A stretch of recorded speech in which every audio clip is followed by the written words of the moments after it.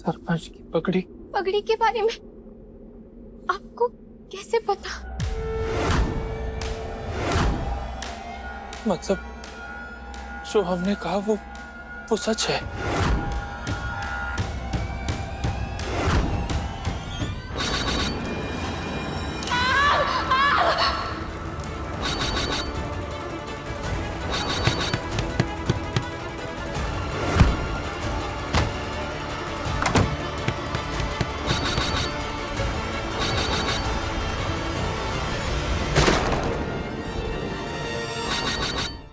ये क्या, हमारा सपना फिर हकीकत में बदल गया। लगता है कुंवर सा ने सब देख लिया, तभी उन्हें पगड़ी के बारे में पता है। माफ कर दीजिए कुंवर सा, मैं अपने परिवार के लिए और आपके लिए हमारे को इतना बड़ा फैसला लेना पड़ा। कुछ समझ में नहीं आ रहा है, आगे होने वाली चीजें हमें पहले कैसे दिख रही हैं। कुंवर सा, मैं जानती हूँ कि आपका सपना टूटा है, पर मैं नहीं टूटी हूँ। आपका ये सपना मैं पूरा करूंगी, और वो करने से हमारे को कोई नहीं रोक सकता कुंवर सा, कोई भी नहीं।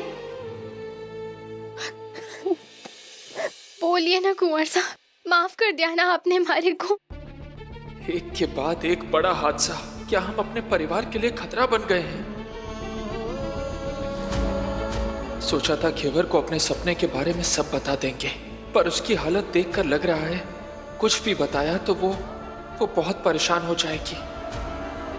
लेकिन हमें अब अपने परिवार को बचाना होगा। घेवर, चलो हमारे साथ। पर कहाँ? कुंवर साहब, ये आप कहाँ जा रहे हैं? आपको इस वक्त आराम की जरूरत है, आप बहुत कमजोर हैं। ऐसी हालत में कहाँ जा रहे हैं आप? कुंदू बेटा। कुंदन, आप यहाँ क्यों आए बेटा? कुछ चाहिए था तो आवाज लगा देते।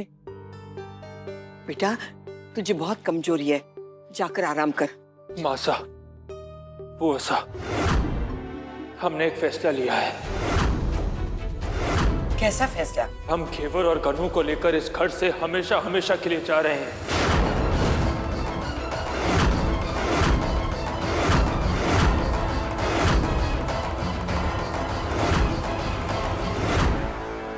कुंवर साहब, ये क्या कह रहे हैं आप? हम अपने परिवार को छोड़कर कैसे जा सकते हैं?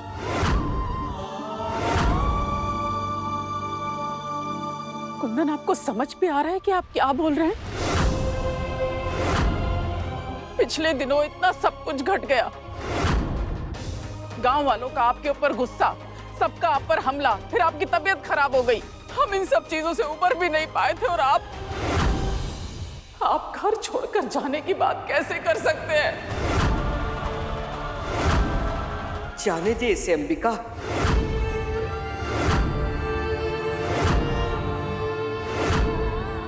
लेकिन जाने से पहले एक काम करता जा, हम सबका श्राद्ध करके जाना। वो सही है, आप सही कह रही। एक बार श्राद्ध कर देगा, उसके बाद ना कोई जिम्मेदारी बचेगी, ना सर पर रिश्तों का बोझ।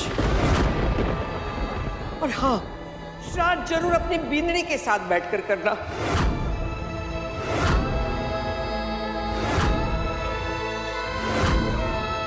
क्योंकि इसी के लिए तो तूने दूर जाने का मन बनाया है ना। कुंवर साहब, ये क्या हो गया है आपको? आप तो जानते हैं ना कि हम अपने परिवार से कितने जुड़े हुए हैं, फिर आप उनसे दूर जाने के बारे में सोच भी कैसे सकते हैं? जानते हैं, लेकिन अब हम थक चुके हैं घेवर। कोई हमारा सपना समझने को तैयार ही नहीं है।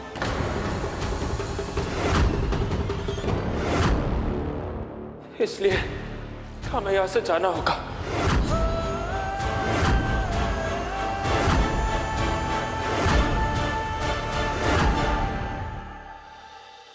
माफ करना मासा, बुआ सा, हम आपको सच नहीं बता पा रहे हैं, पर घर में जो कुछ भी हो रहा है हमारे सपनों की वजह से हो रहा है। क्या पता हमारे यहाँ से दूर जाने से हमारे सपने आप लोगों के लिए खतरा ना बने। सुना था कि लोग अपने सपनों के लिए अपनों को छोड़ देते हैं। आज देख भी लिया।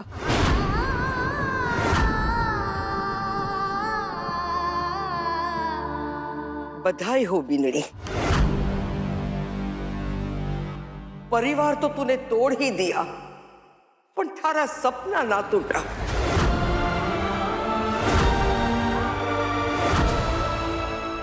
नहीं बुआ साहब, ये सिर्फ और सिर्फ हमारा फैसला है। घेवर का इससे कोई लेना देना नहीं है। और घेवर को तो इस फैसले के बारे में पता भी नहीं था। फैसला भले ही आपका हो, लेकिन इसके पीछे कौन है ये हम सब जानते हैं।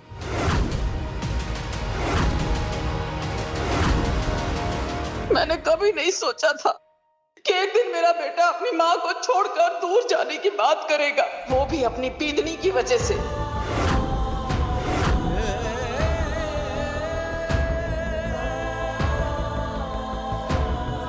माँ साहब, दूर होने से रिश्ते छूटते जरूर हैं, लेकिन टूटते नहीं हैं।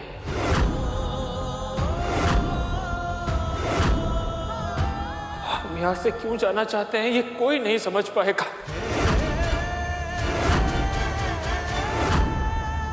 लेकिन यही हमारा फैसला है और ये फैसला नहीं बदलेगा।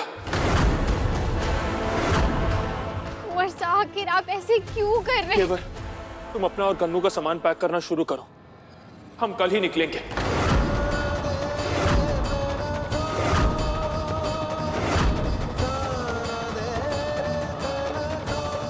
वर्षा भाई, बात तो सुनिए।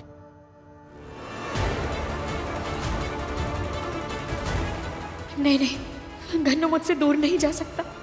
मैं अपने बच्चे को किसी भी कीमत पर खुद से अलग नहीं होने दूंगी। काली भाई साहब, कुंदन भाई साहब की तो आपने पगड़ी उतरवा ली और बहुत जल्द आप सरपंच भी बन जाएंगे, पर मेरा क्या? मुझे तो गन्नू नहीं मिला ना। ऊपर से कुंदन भाई साहब घर छोड़कर जाने की बात कर रहे हैं। याद रखिएगा, अगर मुझे मेरा गन्नू नहीं मिला ना तो सरपंच की कुर्सी भूल जाना। रे मारे होते हुए इतनी घबराहट क्यों?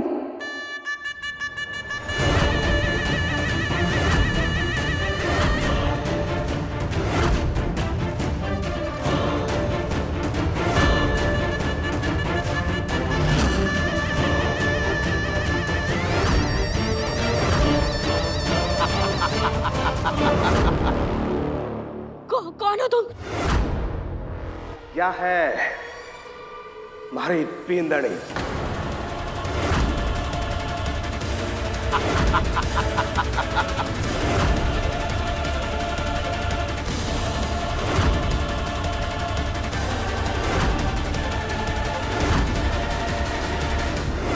रमकुड़ी, शैतान की फुलझड़ी।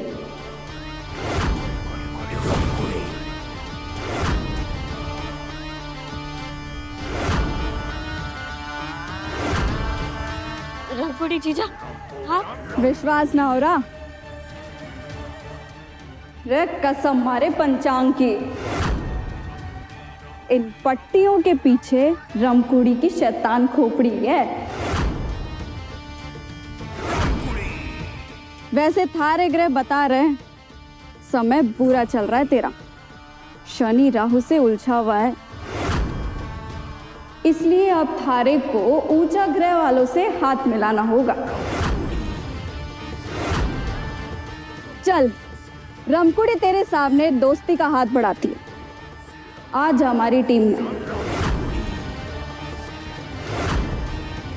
रे इतना सोचेगी तो मौका हाथ से फुर हो जाएगा। देख, थारे को गन्नू चाहिए और म्हारे को ठाकुरों की जायदाद, जिससे पूरी हवेली मारे कब्जे में हो जाएगी।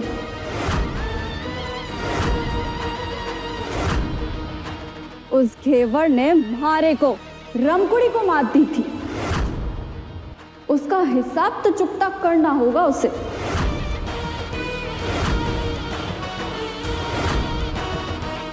ये सब जाने हैं, घेवर की असली ताकत कुंदन से है। और तुझे उसकी ताकत को तोड़ना होगा। एक काम कर, तू विक्रम और कुंदन को भिड़वा दे और ऐसा भिड़वा दोनों भाइयों को कि दोनों भाई एक दूसरे की गर्दन काट दे।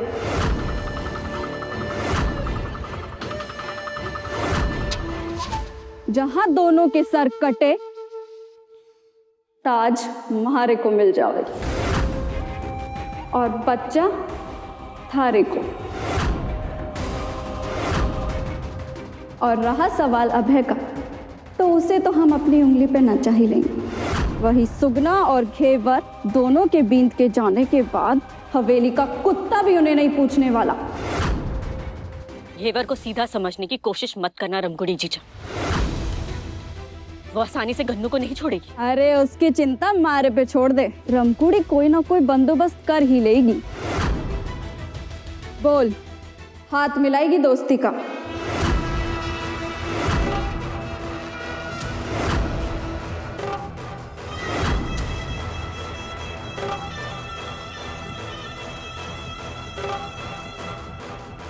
बताओ क्या करना है मुझे?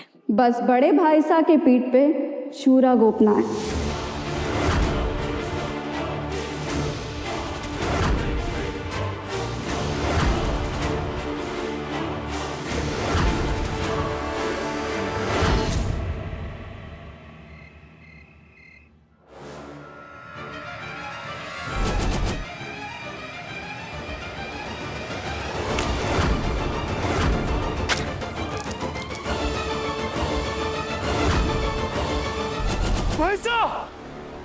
भाईसा को गहरी चोट। नहीं, ये सच नहीं हो सकता।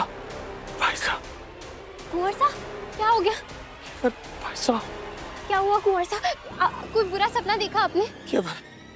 भाईसा को बहुत गहरी चोट लगी है, खून से लथपथ है वो, हमें जाना होगा। कुंवर साहब शांत हो जाइए, ऐसा कुछ नहीं हुआ है, भाईसा को कोई चोट नहीं लगे। मैं अभी अभी उन्हें चाय देकर आ रही हूँ ना, वो बिल्कुल ठीक है।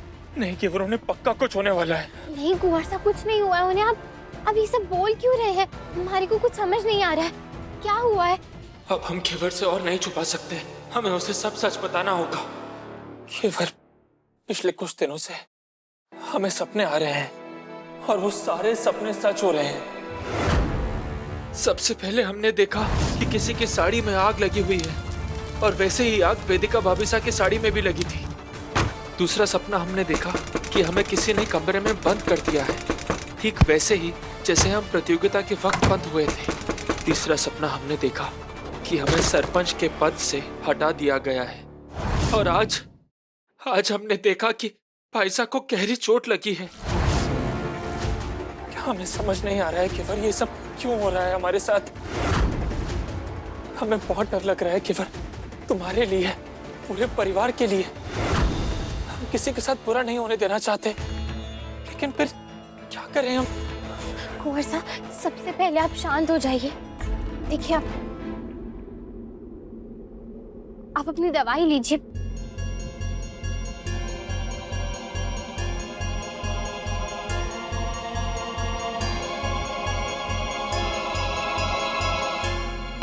कुंवर साहब, ऐसा ना हम सबके साथ होता है। हमें ऐसा लगता है कि हम ये पहले भी देख चुके हैं, पर वो सिर्फ हमारा वहम होता है। और फिर आप तो कई दिनों से इतने परेशान चल रहे हैं, तरह तरह के ख्याल आपके दिमाग में आ रहे हैं। हो सकता है ये इसी वजह से हो रहा हो, इसलिए आप ज्यादा मत सोचिए, अपने आप को शांत रखिए, संभालिए अपने आप को और आराम कीजिए। आपका बहन होगा ना? हाँ कुंवर, आप सो जाइए, थोड़ी देर आपको अच्छा लगेगा।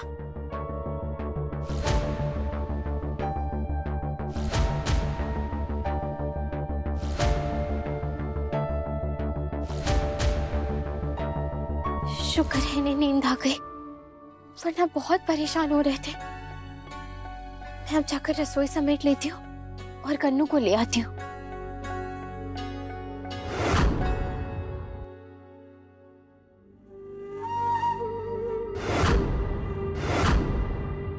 मैं जानती हूँ गन्नू, तुम भी मेरे लिए वैसे ही बेचैन होते हो जैसे मैं होती हूँ। पर परेशान मत होना बेटा, बहुत जल्द तुम मेरे पास होगे।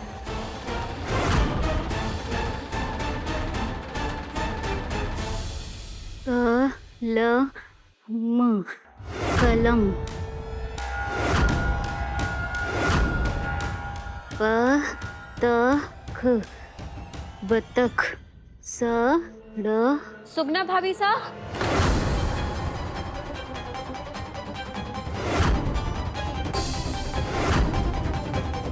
भाभी सा आप क्या छुपा रही हैं? मैं पढ़ रही थी। वेदिका, घेवर की तरह हमारा भी मन करता है कि मैं पढ़ूं, लिखूं, कुछ बनूं, लेकिन हमारे घर का माहौल। वेदिका, तुम किसी को कुछ बताओगी तो नहीं ना? नहीं भाभी सा, मैं किसी से कुछ नहीं कहूंगी। अच्छा, बड़ी माँ से आपको बुला रही हैं।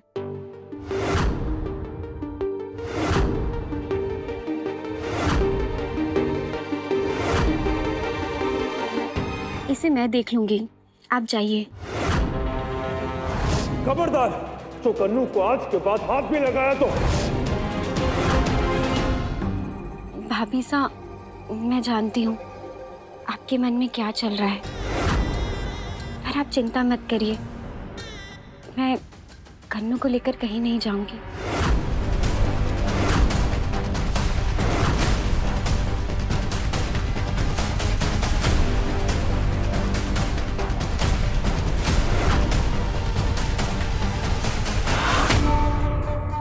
भाभी सा, आपको ये किताब कुछ बनाए या ना बनाए, लेकिन मुझे मेरी मंजिल तक जरूर पहुंचा देगी।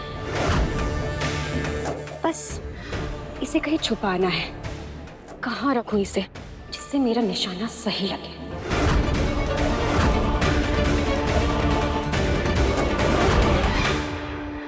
विक्रम भाई साहब आते ही अलमारी खोलते हैं और इसी में अपनी घड़ी रखते हैं। इसे मैं यहीं छुपाती हूँ।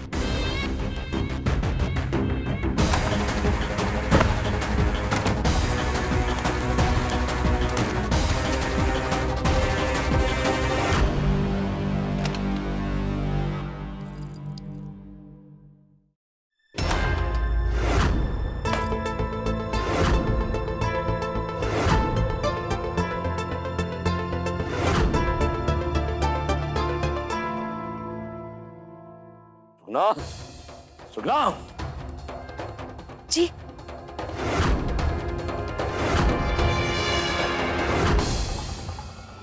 क्या ही?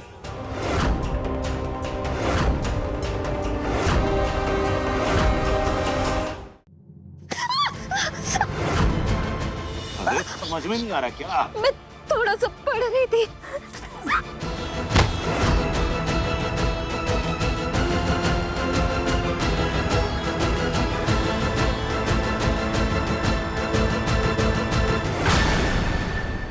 एक मोहरे को तो फंसा दी, अब बारी दूसरे की। बनाता हूँ तुझे कलेक्टर में। हाँ, बस भूत सवार हो गया ना तुझ पे पढ़ाई का। ये बीमारी मेरे घर में है ना, पनपने नहीं दूंगा। इतनी छोटी सी बात पे इतना क्यों नाराज हो रहे हैं? छोटी सी बात, जिस बात से घर में कोहराम मचा है, तुझे छोटी सी बात लगती है। पढ़ाई करना है ना तुझे, निकल हमारे घर से बाहर।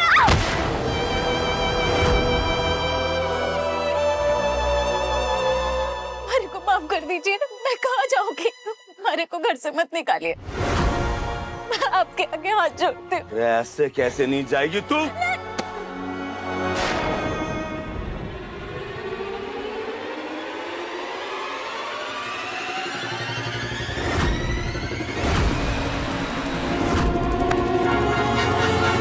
अरे हिम्मत कैसे हुई हमारा हाथ पकड़ने की?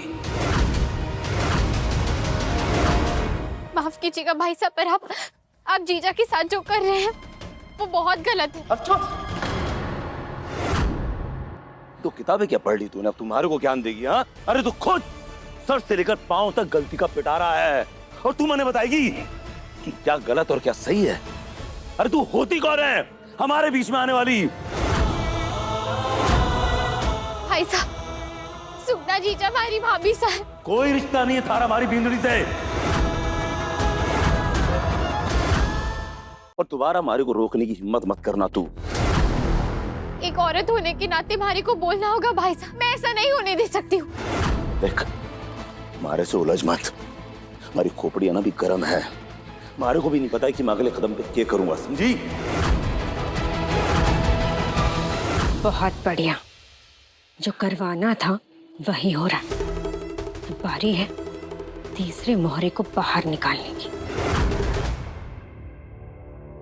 कुंदन भाई साहब, बड़ी माँ साहब जल्दी आइए, देखिए ना क्या हो रहा है यहाँ पे।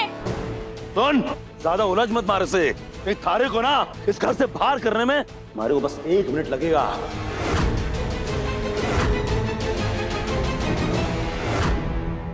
ऐसा ये किस तरह से बात कर रहे हैं आप घेवर से? अरे तो समझाना अपनी बिंदुली को, जो बहस कर रही है हमारे से।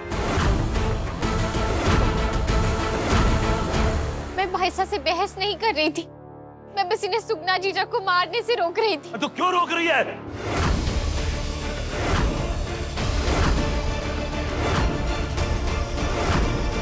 भाई साहब, भाभी साहब के ऊपर हाथ उठाते हो, आपको शर्म नहीं आई? नहीं आती। अरे मारी बिंदुली है, जो मर्जी आएगा वो करूंगा। थारी बिंदी अगर बीच में आएगी ना तो इसको भी सबक सिखाऊंगा मैं।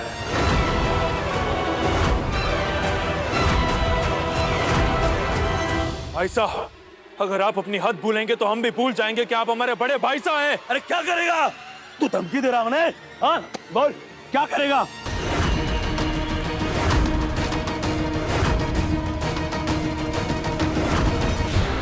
अरे मारूंगा मैं सुगना को, और तुझे भी अपनी बिंदली के साथ यही करना चाहिए था। भाई साहब,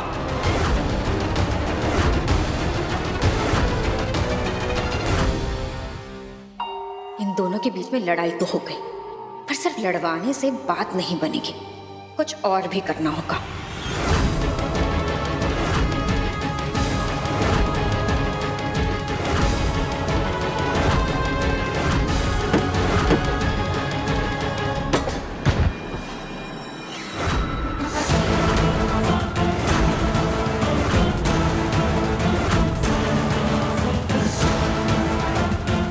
कुंदन,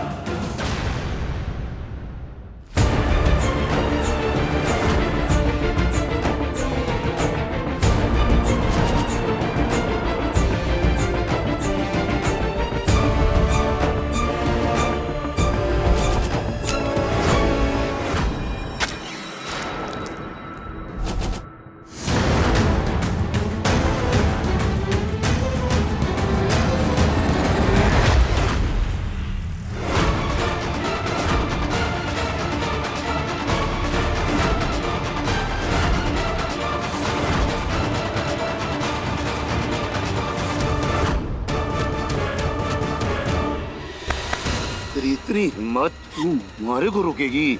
हाँ? हट!